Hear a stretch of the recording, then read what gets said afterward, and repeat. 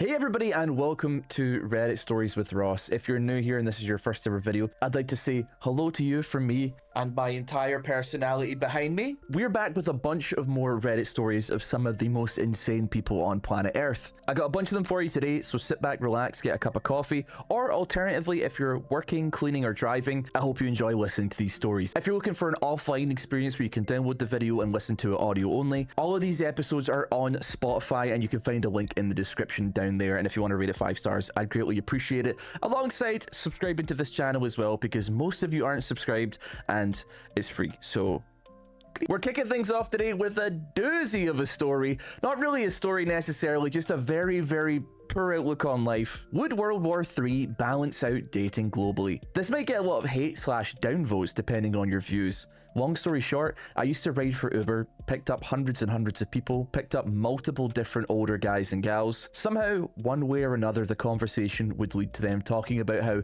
my old man served in World War II, ended up finding a gorgeous woman from XYZ country, or got married right away at home since all men were dying or gone. Now, to clarify, I don't want World War III to start, but if it were to happen and had the same damage as World War II, with the lower younger male population down, wouldn't it basically fix or restore dating, especially for dating as a younger man myself? What do you guys think? My dad and I had a long road trip. The conversation went on to me talking about how dating in the US just sucks right now. He even said, your generation really needs a war. I think he's right. A lot of guys in my generation just smoke, drink, and play video games all day. And if war were to happen, maybe it would help with my generation's outlook on life. But of course, a war is nothing to be proud of or hope for. I love the little TLDR at the bottom that said, World War III might help us, but let's face it, I don't want to see my friends, family, and I die. Oh, we're having that thought now at the very end of that entire story that you've just written down. I think the funniest thing about this entire story is that it is from r/thepassportbros, which appears to be a subreddit that is for people who are in the pickup artistry line of things. But yes, it does say a lot about the original poster when, for them to stand a chance in the dating pool, they have to have millions and millions of other men die so that they can find a woman. Anyway, let's move on to the next Reddit story of the day. We're moving on from dum-dums to severely strange and actually evil people now. With this one, we've got, am I the a-hole for putting mistakes in my shared Google Doc notes? I, 21 male, am currently taking Organic Chemistry 1. Needless to say, the class is incredibly tough. Luckily though, I have been studying since day one, so I'm doing all right in the class. I am taking the class with a group of friends, so to help them out, I shared the personal notes that I take in class with them via a Google Doc, and I encouraged them to invite anyone they know. Recently, one of my friends invited a friend of theirs. Let's call her Jess. She's 20, female, who I've never really interacted with, but I have a massive crush on. I think she and I would make a great couple, but she's not really into sensitive smart guys because on her Instagram, I see all her stories show her out with really jock-like men. Our third exam is in a couple of days, and as I was going through the Google Doc, I realized that she was using my doc the most. You can see who looks at or edits the doc on Google Docs, and most of my other friends would pop up sometimes, but I would see her icon pop up a lot. I know for a fact that she isn't doing well in the class, so I got a really good idea. I would put subtle mistakes in the doc so that she wouldn't do well in the exam, and then I can offer to tutor her. That way I can interact with her and talk to her so that she'll realize I have a great personality and we can hopefully go out together. I told my friend about the plan and they called me an incel a-hole. Personally, I think they're overreacting because Jess isn't going to do very well either way, even if I don't put mistakes. So my plan will actually benefit her grades while also allowing me to interact with her and talk to her. I think it's a win-win for everyone, but I was wondering if my friend may have been onto something, so am I the a-hole? It's a terrible idea to be beginning a relationship or a potential relationship or trying to start a relationship with this woman based on the idea that you are sabotaging her intentionally. Buddy, you do not need to sabotage her exam and her school life in order to have a conversation with her. You already have common ground. She uses your Google Doc. You can talk to her about that. Something of a savior complex as well. The fact that he feels like he needs to sabotage her and then become the knight in shining armor saving the damsel in distress. Instead of just striking up a conversation with this woman and saying, hey, I see you've been using my Google Doc quite a lot. Are you getting on okay with the class?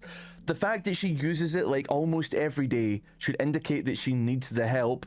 You could bring that up. Be like, hey, I've been seeing that you're on the dock like every day. Is there anything that you need to know more about this since I'm the one that wrote it? Narrator, he was not, in fact, a sensitive, smart guy. Yeah, very strange behavior, if I'm honest with you. The whole she's hanging out with jocks thing, she doesn't like sensitive guys, that never plays well. I have absolutely devastating news. This user has deleted their account, and that means that the comment that they left, I've tried everything to find that comment, and it's not possible. So unfortunately, we're gonna have to move on to the next story. Next one up, we've got, am I the a-hole for not wanting to pay for my wife's spending money? Before the birth of our daughter, my wife and I both worked full-time in low to middle earning jobs, with my wife earning a bit more than I, but not by much. My wife returned to work out of necessity when our daughter was 3 months old. Her mental health became pretty bad, and she has a minor disability that makes work life a little hard, and she found it a bit worse after having her daughter, but we had to do what we had to do. My wife's grandmother, who sort of raised her and was her only family, passed away sadly when her daughter was 6 months old. My wife inherited everything she owned. It was a big inheritance. Not enough for us both to immediately retire, but a lot. Enough for us to buy a decent house outright, a new car each, and to put away some for a comfortable retirement. Shortly after her grandmother died, my wife stopped working and became a stay-at-home mum. Partially due to grief and struggles at her job, and a bit because she always would have preferred to stay home with her daughter. Thing is though, I'd rather not work and be a stay-at-home dad too, but I've been sucking it up because we still need an income to get by. My wife spoke with me recently about how to budget so we can live off of just my income. She'd been dipping into savings to pull her weight, but that's all tied up in investments now. I said, if I'm the one who has to work, and I'd rather not, I don't think I should have to spend my money funding her hobbies and spending money. If she chooses not to work, then she can buy clothes at the charity shop instead of new, and get a friend to cut her hair for free, etc. Or she can get a job working a night shift, or start an online business or something to fund her spending money. I don't see why I should have to pay for stuff like her sewing materials and gym membership, since I don't benefit from them and they're not my responsibility. I'm happy to pay for stuff for our daughter, seeing as she's my responsibility, so I don't think I'm being unreasonable here. I work 36 hours a week and I already pay for the bills and the food. She said, that's not fair if I get to enjoy my gym membership and hobbies like video games, but the difference is I'm paying for them with my money. My wife said that her inheritance was worth more than if she spent her whole life working, and without that, both of us would be working anyway and having higher expenses from paying a mortgage and car loan, so I should count that as her contribution and share my money with her. Am I the a-hole? Yes, brother. What do you mean? You don't want to pay for her sewing stuff and a gym membership? Brother, of course it doesn't benefit you. Of course it does. Your wife is getting healthier and happier. That means that she's going to be looking good, feeling good, being nice to you. And also, she bought you 2 cars, a house. What do you have to complain about here? 36 hours a week and you have your house paid off in full? Brother, what are you spending money on here? How high are your bills outside of the mortgage that's already paid off? That this is just an unacceptable thing. Not to mention the fact that the rest of the money from the inheritance is currently tied up in investments that are going towards both of your retirements. She has a lot of money that is currently working towards the future. I mean, even for the right now, you got your car, you got your house. What do you mean you can't throw her a couple extra $100 a month just to have a good time? Newsflash, boss. Nobody wants to work. Nobody, unless you love your job, which is not a tremendous amount of people. I'm thankful enough that I actually do love my job. Nobody wants to work. We'd all much rather be playing video games or sewing or knitting or going to the gym or walking around in nature, looking at the stars, whatever, man. But unfortunately, that ain't the way it works. 36 hours a week is not that bad. People work a lot more for a lot less, and they have a whole lot less than a new car and a roof over their head that is fully paid off and owned by you with a bunch of money and an index fund somewhere accruing compound interest and working towards your retirement. Ungrateful little piggy. That's what this guy is. And also, I'm not gonna lie, but your wife, she is working. Do you know what that job is? It's called childcare, brother. She's looking after your child while you're at work. That is a job that takes a lot of effort. You can't just leave a child unattended to run around the house and do whatever they want. She's pulled more than her weight in this household. If anything, you're not pulling your weight at all. You've pulled none of your weight. She's putting well into the 6 figures probably, if it's enough that they can buy a house, 2 cars, and still have a bunch left over for investments to work towards retirement. Brother, you should be counting your lucky stars. All you have to do is show up 36 hours a week to a job, clock out, go home to your paid off house with your beautiful fit wife that's been going to the gym, looking after your beloved kid, and maybe sewing all day, and enjoy the ride. Some people are just so unbelievably ungrateful. They just don't know when they've been blessed. They always have to take a little extra, little extra, little extra. Next thing you know, you give them an inch, they've taken a mile, man. Unbelievable. Let's move on to the next Reddit story though, because this person makes me sick. This next one is a shorter one. It's, am I wrong for cancelling my order at this coffee shop? I was at this coffee shop and the cashier was really pretty. She had a cool anime tattoo also. I was gonna get some coffee and a donut, and I said, hey, I like your tattoo. What's your favorite character from that anime? She kept a straight face and just said, how can I help you? I then said, I really like anime too, and I just wanted to see what shows and characters you liked. She still showed no emotions and was like, sir, do you want anything? I just said, actually, I did, but you made me change my mind. Bye. And I walked away. I didn't want coffee anymore after that. I was trying to be nice and get to know her, and she was acting like that. Listen, man, she can smell it a mile away. That's all there is to say about it. If you wanted to compliment her tattoo, you wanted to strike up a conversation about her, you don't have to ask her questions about it. Just say, hey, I like your tattoo. I like that anime also. Order your coffee, walk away. Congratulations. That is a positive interaction with that particular woman. She's like, oh, this guy knows ball, and he also wasn't pestering me. But you didn't take the hint, and then they fired a second hint at you, and all of a sudden you get a bit defensive. You get very, very like, okay, well, you know what? I don't even want your coffee, as if she cares. Buddy, she doesn't own the coffee shop. She doesn't care whether you get a coffee or not. It's not going into her pocket. I've had a similar experience that I think I made the right call, but then also it still didn't really go very well. At a grocery store, I noticed the guy had a tattoo from an anime called Hunter x Hunter. I said, hey, Hunter x Hunter, I like your tattoo. No response. Absolutely nothing. Just, I was just trying to let him know that I also knew ball, okay? But ultimately, I don't hold it against the guy because I realize he's at work. He's not here to have, like, actual social interactions. He's here to be a butt in a chair that is just doing the job that he is asked to do, and probably nothing more, because realistically, that's all he's getting paid for. Okay, he's not paid there to be the concierge service that you people want sometimes. He's just there to get your groceries through, take the payment, and get you out the door, and then do that ad nauseum for 8 hours, and then go home and play video games and watch anime and do whatever they want to do. This person is correct as well. They say, my partner will compliment cashiers all the time. He's usually like, I swear I'm not being weird, but I love your earrings. And then he just leaves it at that unless they want to talk about it themselves. If they want to talk about their earrings or their hair or their tattoo or whatever, it's very easy to pay a compliment without being a weirdo. Yeah, I mean, if you compliment the woman on her tattoo because you know the anime and you like the anime, maybe she thinks you're attractive and she strikes up the conversation. Maybe she's like, oh yeah, you like that anime too?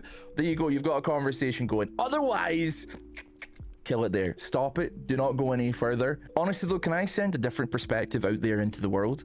I think I would be incredibly frustrated, if you don't mind me saying, if I was standing in the line for a coffee shop and the guy directly in front of me was trying to pick up the woman that was serving coffee while I'm desperately just trying to wake up in the morning and get my coffee and leave. I don't know what I would do. I guess I'd be unbelievably blessed that he ended up not even ordering the coffee and just getting out the line. But can you imagine standing behind a guy while he's trying to pick up a stranger in a coffee shop while they're working? Unbelievable. Can't take the hint. Just boneheaded person. Let's move on to the next Reddit story of the day. This one is very funny in the fact that it's sent to legal advice, and it's by somebody called Love Older Women. It is titled, Girl Lies to Owner of Local Hobby Store and Now I'm Banned. Hi, I'll try to keep this brief. I usually spend my Fridays at a local hobby store playing Dungeons & Dragons and Magic the Gathering. Over the years I've been playing there, I got a crush on one of the employees, A. She has a boyfriend, R, but I felt like I had to say something or I'd regret it, so I did. She told me she was flattered but not interested. I'm not the type to give up, and my dad told me persistence pays off. So I started bringing her flowers every day, both at her work and her apartment. I didn't stalk her, she lives close to the store, and I've seen her walk home a few times. She took me aside on Monday and told me that she felt it would be best if I dropped out of the Dungeons and Dragons group that she runs at the store. I asked her if she was also kicking R out of the group. She said no, claiming that I was harassing her. Tuesday, I went in and complained to the store owner, telling him about the situation and how it's unfair that she is kicking me for having feelings for her, but not her boyfriend. I told him how unprofessional it is to hang out with her boyfriend at work. The owner told me he'd investigate and asked me for my phone number so he could get back to me. This morning, I got a call from him that after speaking with A and other employees, I'm harassing her, and he's decided to ban me from the store. I tried to tell him that they were lying to him, but he hung up on me. I want to sue him for punishing me for something I didn't do. Is there a specific type of attorney that specializes in this? Does the fact that I'm black and the rest of them are white give me any grounds for a discrimination lawsuit? I love nerds so much. I've spent a lot of time in card stores over the last number of years, and they never fail to amaze me in how silly they can truly be. There is a fine line between persistence and harassment, and I would honestly say that if you're going to be persistent about somebody, it should probably not be somebody who's, first of all, once again, at work, and also has a boyfriend already that is probably in the room. I don't even really know why you would confess to this person. You feel like you needed to confess to them, otherwise you'd regret it? This kind of thing does happen, not uncommonly, in card stores and places like this where kind of only our guys hang out. Generally, these spaces tend to be male dominated, but then if a cute girl or a pretty woman comes in, it's very, very easy for a lot of these guys to get super duper attached super duper quickly. A pretty girl in a card shop is a dangerous thing. It's throwing chum in the water. And it kind of just exacerbates the problem, because it should be a space that's open to everybody. It should be a space that's open to women and men. It should be 50-50 as far as like who's playing trading cards is concerned. We're just a bunch of loser adults who are playing Pokemon or playing Magic the Gathering or playing Digimon or playing One Piece or playing Cardfight Vanguard, Yu-Gi-Oh! Flesh and Blood, Battle Saga Spirits. It shouldn't be a place where women feel supremely uncomfortable. And here's the thing, any LGS owner worth their salt, and I've known a bunch over the years, is immediately going to nuke this person from their shop at a moment's notice, because nobody wants the reputation for their card game store, their hobby shop, where people go to play Warhammer, go to play card games or whatever, as being an unsafe space for women. Even if there's not a tremendous amount of women that hang out at these places, it is a dangerous reputation to be getting for a shop. A lot of these places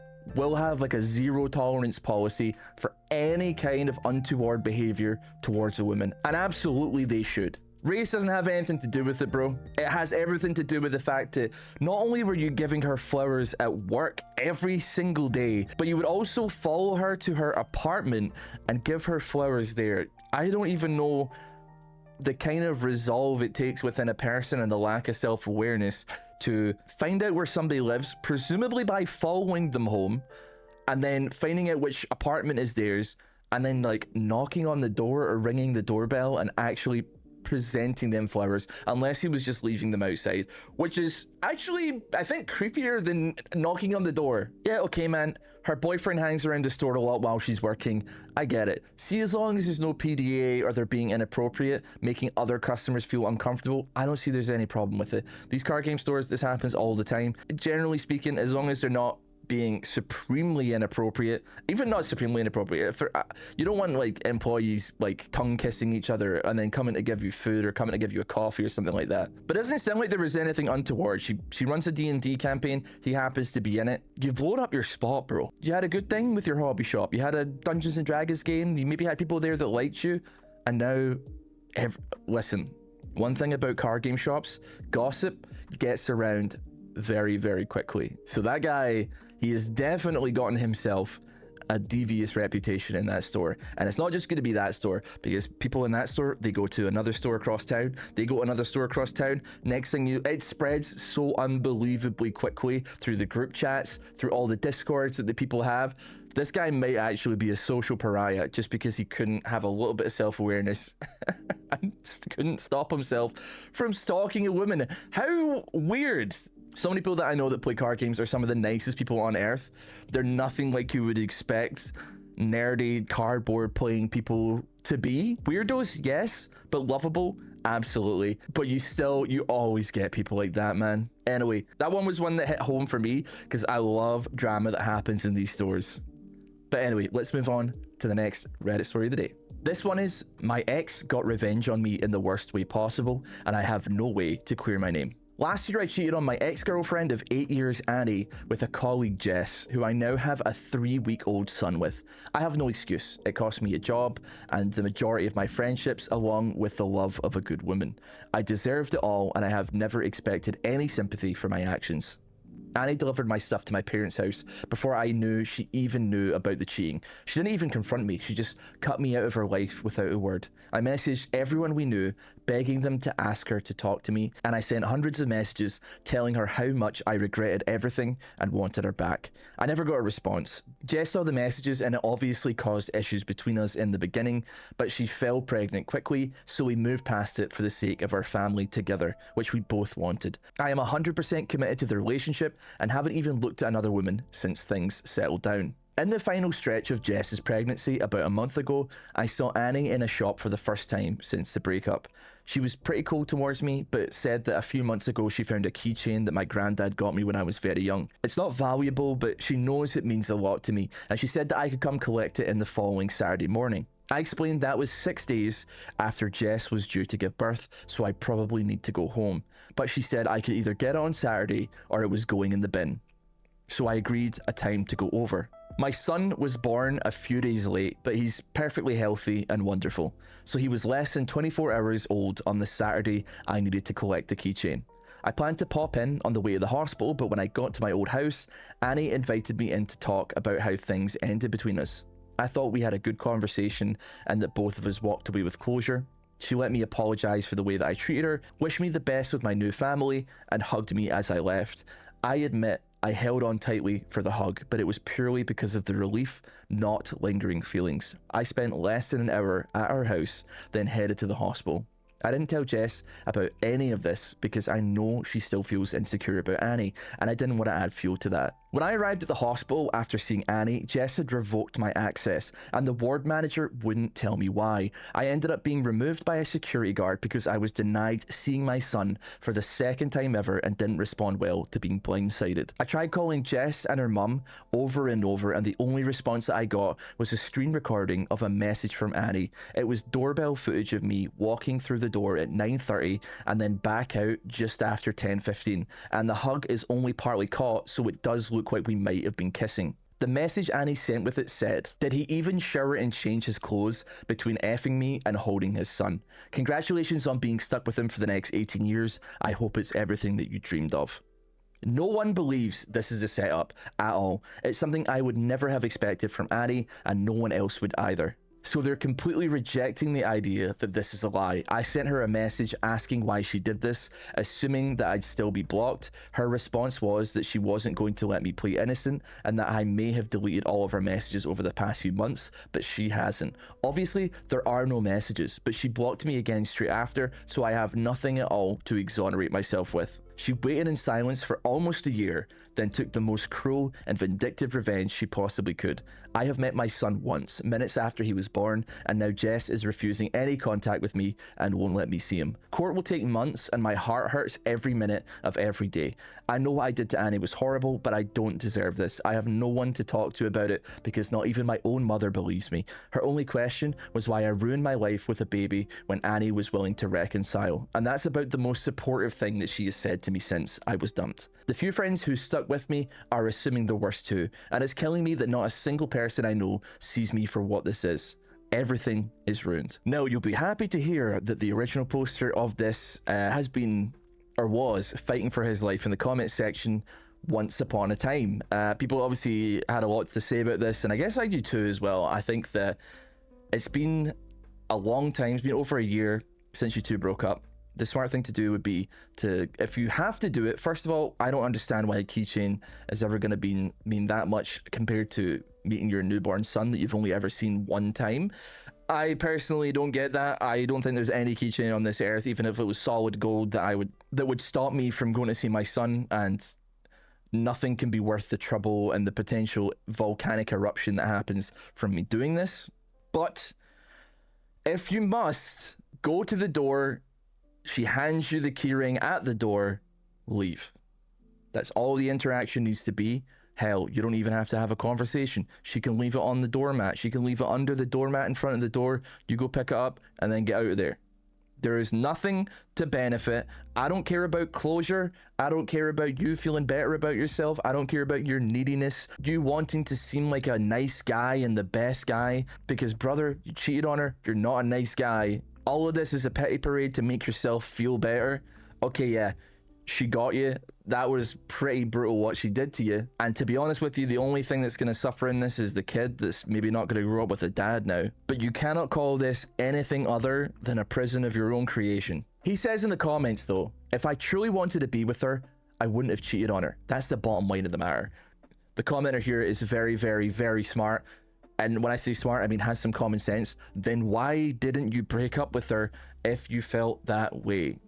Obviously, if you don't want to be with somebody, just explain that to them, talk to them. Okay, they're probably going to hate you, okay, if it's not mutual, but at the very least, eventually those feelings of resentment will pass and they will thank you because they get to move on with their life with somebody that actually does want to be with them. We mutually decided not to use protection, but yes, that was based on the end of my relationship with Annie. Our entire relationship could be considered a trap on that basis, but I understand why she did it. I made false promises and she held me to them. Now you're just being silly, buddy. Use a condom. I lost my job, my relationship, and 80% of my friends. My sister refers to my son as a WB, a son of a W, and my parents defend her. They won't have Jess in their house, and they regularly tell me what a disappointment I am. I guess this is right. Why did he lose his job? Unless there was some kind of like power imbalance. Yeah, why did you lose your job? Were you Jess's supervisor? Are romantic relationships frowned upon at your company? I guess maybe, I guess it could be a fireable offense. I guess there's no way getting around the fact that, but I mean, I don't really I don't know too much about it, if I'm honest with you. I guess like maybe the gossip mill got away from things and that could have been it. Probably like gross misconduct or something like that. What part of me saying she would lose her mind is unclear to you. I know my partner. She would have created an argument that lasted for days and I would have never seen the keychain again. I assume this is him talking about somebody being like, if you wanted the keychain so badly, why did you not speak to your child's mother about going to go pick it up? And his idea was, well, if I talked about it, she'd be arguing about it for days, and by the time that we'd finished that argument, the keychain would be gone. Who cares about seeing this keychain more than your child? It doesn't make any sense. You got what you wanted, man. You got the keychain, but you lost the son for it. She's taken a stable family away from a newborn and left him without a father, and put an insane amount of stress on an immediately postpartum woman who is also a first-time mother. This is pure evil. Listen, I wouldn't exactly call it a stable family anyway. It was built on the foundation of you cheating on your girlfriend anyway. Your family hate her guts. They don't want her in the house. They hate your son already, and he's only just been born. They don't like you. You're obviously still hung up on some nonsense. You seem very needy. I don't know what about this is particularly stable, if I'm honest with you. And that's the thing about it. The foundation that this relationship was built on was you cheating on your first girlfriend with Jess. She is now the mother of your child, and she has been told that there's potential that you have cheated on her with the previous partner. She's obviously going to be insecure forever about the idea that you might do it, because not only have you done it before, but you did it with her. You have a bit of a proven track record of, if you're not interested in the partner, you will go and seek your instant gratification elsewhere. So yeah, she is gonna believe Amber. She's gonna believe your ex-girlfriend because you did it with her to your ex to begin with, bro. Yeah, nobody believes you because everybody already knows that you're a cheater, man. Like, it can't be that difficult of a concept to wrap your head around. Okay, maybe you didn't do it this time, okay? And can I just say, good job for keeping it in your pants with that one. But still, man, once again, this is a prison of your own creation. You made your bed. It's time to lie in it. I feel bad for the kid. This kid's going to possibly grow up without a dad. Very, very sad. But regardless, let's move on to the next Reddit story of the day. Next one for today is, I broke my wife and I don't think it's fixable. This happened 6 months ago, and I only choose to talk about it now because I don't see improvement in sight and I am hopeless. We were at a party.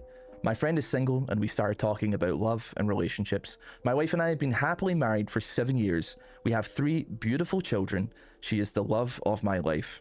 When I was talking to my friend, I felt like we were on different levels of thinking. His complaints are mostly superficial about how the people he dated looked. I was a bit drunk at that point and said something like, "You don't fall in love with looks. Look at me and my wife. I love her more than anything compared to my ex, who was just looks."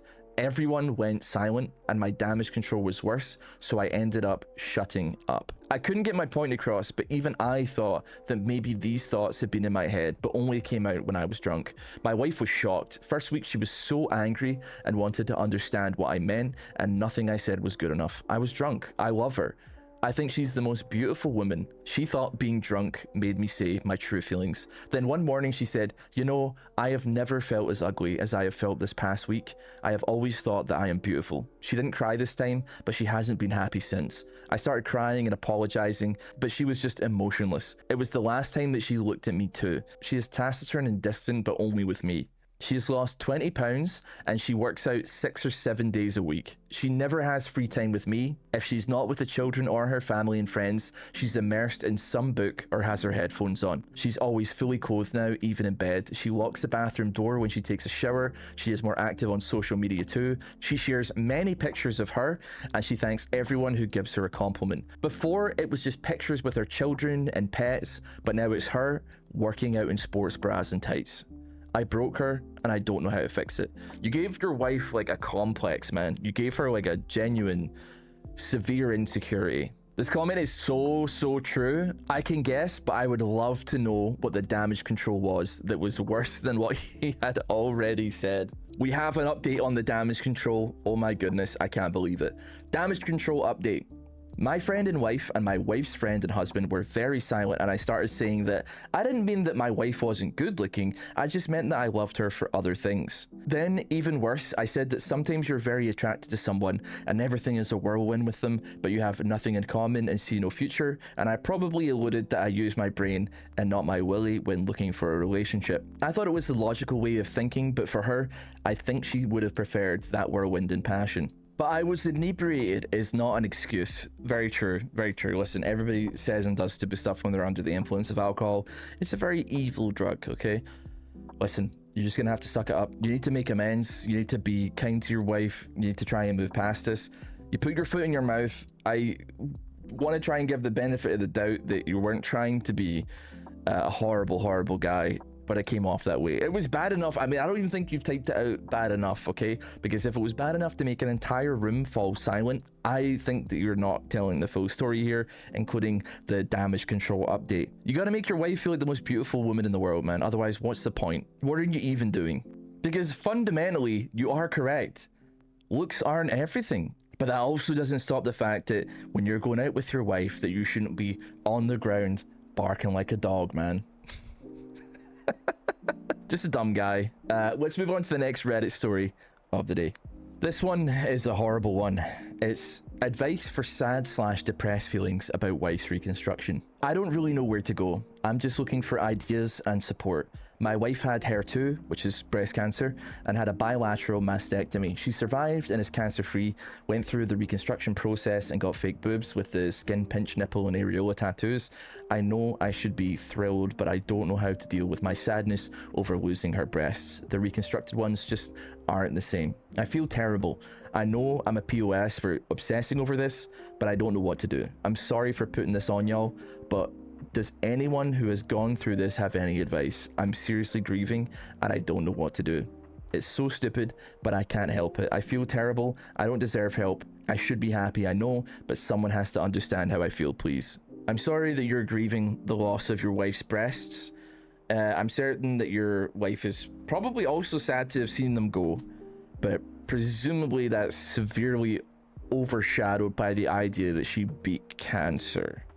So I'm so sorry that you lost her breasts. What is wrong with people? I mean this with all sincerity, you need to leave your wife immediately. If the only thing that you see in her is her breasts and only her breasts, listen man, she needs to do so much, she can do so much better, and you need to get out so that she can begin not only grieving and celebrating the loss of her breasts and the overcoming of cancer, but so she can move on to somebody else that isn't going to waste her time and doesn't boil her completely down to a sexual object, and that's all that she appears to be. Boo-hoo, bro. Boo-hoo. Grow up. That's it. I haven't said this on this channel yet, but grow up. Let's move on to the next Reddit post. Am I the a-hole for telling my son that he is the reason me and his mother are getting divorced? I know upon reading the title alone, many of you will just call me an a-hole, and you might be right, but I want to explain myself first. My wife and I got together when we first met in high school. We were able to maintain a long distance relationship throughout college and stayed true to each other. I truly thought that we were inseparable. She gave birth to a boy 12 years ago, and since then, things have changed drastically. My son, unfortunately, has behavioral problems, and it's been very difficult raising him. He throws temper tantrums, gets in trouble in school frequently, refuses to listen to my wife and I. As a result, my wife and I started having disagreements about how we should handle him, i.e. whether to punish him more, let him get his anger out, etc.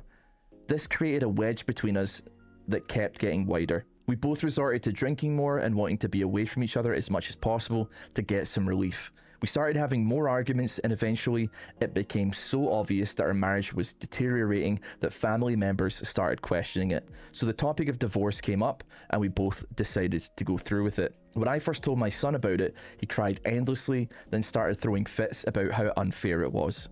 I completely understand that a divorce is hard on any child, but the intensity of his fits keeps growing. Since my wife and I are separated, not yet divorced, and because she can't tolerate our son that much, we agreed that he gets to spend most of the week with me, unfortunately. So I see him a lot and have to put up with his yelling far more than she does. Last Friday, he asked me if my wife and I forgave each other, and I told him that the divorce is happening, like it or not. He starts crying, and I got mad at him and told him, buddy, want to know why we're getting divorced? Because of you. We were happy before you were born, but you always act bad and get in trouble, so stop arguing with me when you caused it. You have nothing but yourself to blame. Oh boy. Oh dear. This devastated him, and I did apologize, but I told him that there was some truth to what I said. However, since then, he's been more quiet and behaved. Even my wife, who was with him over the weekend, said he has been much better. So yes, I think I am the a-hole for telling him that he was the reason that we're getting divorced, but in some ways, I don't think I am, because maybe it was just something he needed to hear. He is 12 years old and has behavioral difficulties. I do not think that he is equipped, and you have not equipped him, based on what you've said so far, with the emotional maturity to handle something like that.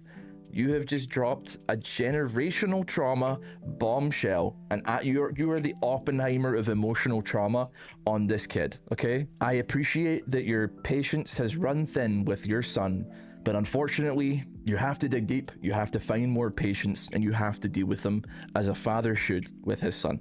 I see absolutely no mention in this post about the idea that because your son has behavioral problems, that you have tried anything to fix it that is not just yelling at him or trying to bargain with him in some way so that he will behave well. There's a very solid chance that this kid requires some degree of therapy, and I would gauge based on the reaction from you and your wife that both of you also need therapy as well. This kid wasn't really going to stand a fighting chance if he wasn't getting therapy and getting help with his behavioral issues when you were both together. He's certainly not going to get any help when you've now separated and are getting a divorce, and God help the poor child, he is not going to stand a fighting chance in hell if you tell him that he is the reason that his family has split up. Listen man, you have completely cooked this kid's brain. You have dropped a trauma on him that will last an entire lifetime. There's entirely the possibility you've created a vicious cycle. If this is the way you've treated your child, that trauma will carry onto him, onto their kids, and then onto their kids. You've created a horrible, horrible, horrible thing. God help you. I'll see you in hell, buddy. This last Reddit post of the day is, I, 43 male, accidentally insulted my partner, 43 female, and she has remained cold ever since, and she wears sweats all the time now. We've been a couple for 7 years. I only now realize we both view her very differently. From my perspective, she's never been interested in fashion at all. Always wears black jeans, she has dozens of black tops, she doesn't wear makeup, doesn't get her nails done, and I love her and don't care about this at all. From her perspective, apparently, she dresses elegantly and minimalistic. She says she's always wearing no makeup. I guess she means mascara, not sure. She says that she pays a salon every month to colour her hair or it would be grey. The reason this all came up is that we met up with some friends and one of the women is very fashionable, always done up. I had mentioned in passing to my partner that I loved that she wore vibrant colours. My partner said she personally isn't a fan of bright colours, and in the past when she has tried to wear them, she doesn't like how it looks. I told her if I was a beautiful woman, I'd wear bright colours for attention, and that's probably why our friend does it. Anyway, this was the gist of the conversation. If my partner was getting upset, I wasn't picking up on that. I honestly don't even recall what I was saying that made her mad, but she ended up annoyed with something. I was truly confused, but we ended up in an argument. I told her that based on how she looks, I had no idea she cared about looks or fashion. She was getting really angry with me, which tends to make me mad too. So I told her that if she cares that much, to my surprise, she should present herself better. She insisted I tell her what I meant, and so I told her that she dresses boring and it makes her look old and dumpy. I also told her I don't care at all, but since she appears to, she should try to dress more fashionable. This was 3 weeks ago, and she was very angry with me. Now she's not angry, but she remains cold, and now she is taken to dressing in sweatpants and sweatshirts. She says she won't be dressing nice around me anymore, but I never thought she dressed nice in the first place.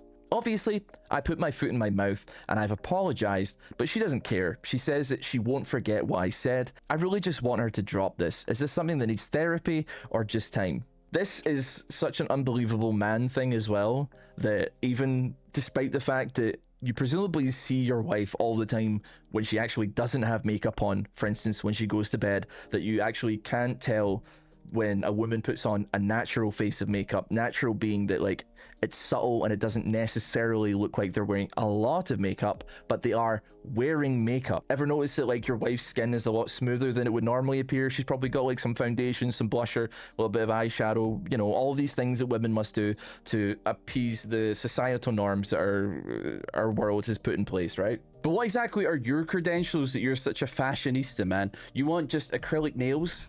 Guess what, man? It's not her style. She doesn't like that. She's not gonna wear that. There's nothing wrong with wearing black all the time. I do it. Black is a classic color. It's very elegant. It's slimming and makes you look nice. But let me make an assumption here, but I presume that your wife doesn't comment on your appearance. Are you particularly fashionable? Like, what's the deal here? And in the comments, he's just doubling down as well. To be fair, I wasn't at all aware that she puts effort into looking nice. I'm not trying to be horrible, I'm being honest. I didn't know that she cared because she never appears to try. I think you're just too stupid, brother, to realize that she was putting in any effort to begin with. You don't even notice it, so how would you know? And I only told her that she dresses dumpy and looks old when she insisted I explain what I meant. It is her fault, she did ask. To me, she has the potential to look great. She never appears to do anything to try. Once I casually suggested she try acrylic nails and she got annoyed with me and said that definitely wasn't her style. I'm pretty sure most people who saw her would agree that she dresses to blend quietly into the background. I told her that I was sorry for saying that and I love her and I don't care at all how she dresses. It does seem like he cares how she dresses. She said she's not going to get over this and that she doesn't feel comfortable with someone who views her like that. I guess referencing the dumpy comment. I sent her some links showing her what I meant, fashion blogs showing easy ways to elevate style, but she just argued with me. This guy, he's doubled down, he's tripled down, he's quadrupled down. He is possibly a wifeless man at this point. I mean, how do you tell your wife that? How do you say something like that and use adjectives like that to describe your wife, man? You don't know nothing about fashion. You don't know anything about women's makeup and hair and clothing because you don't even notice that your wife wears makeup or gets her hair done once a month. It sounds to me just a little bit like you just have absolutely no interest in the style of woman that your wife is. Your preference is not for your wife, which makes it even stranger that you've been married to her for so long and you picked this woman to be your partner for the rest of your life. Maybe think on that a little bit. Anyway, that was our last story of the day. Thank you so much for spending some time with me, going through some of these horrible people and hopefully getting some entertainment out of it. If you have any comments on the people that are in this video, please let me know your thoughts down in the comments section below. If you're new here as well, this is one of your first videos or maybe your second or third at this point, and you have not yet subscribed to this channel, I would greatly appreciate it if you would click the subscribe button, because it is free and it does help me out a great deal. As well as that, if you're interested in being updated while you're on the go, you can check out the Spotify link down in the description, where you can have the audio only and the offline download version of this video as well, and any future ones of these that come out, so that you can download them when you're at home. You don't have to use up your data while you're driving, or if you're out at work, or if you're just cooking and cleaning around the house, you can have your earphones in. Thanks so much. I'll see you next time. Bye.